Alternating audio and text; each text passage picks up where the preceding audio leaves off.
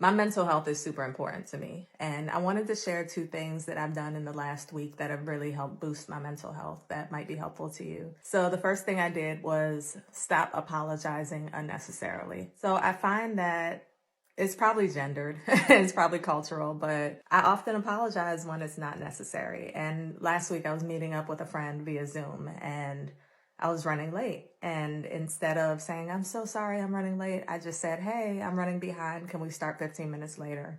It was fine. The person was fine. When I got on the call, I didn't apologize. I just started the conversation and it was fine. And it's not necessarily that I didn't owe my friend an apology. I don't think I did because everybody runs late.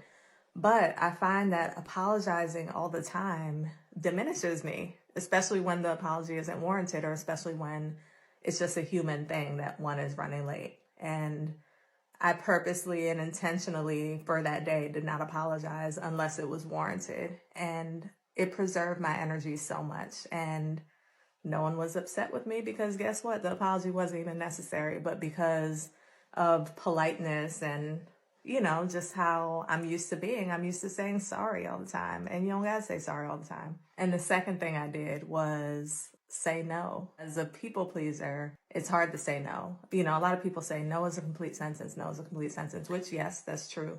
But if you're someone who is not used to saying no to people or who is used to bending over backwards to make things work for others, no is a complete sentence, but you got to work up to that no. So one thing I started doing is saying no by not committing myself to things that I don't necessarily want to do. So if somebody invites me to something, instead of saying, yeah, sure, or I'll do my best to make it, or just say, thank you for thinking of me, you can leave it at that.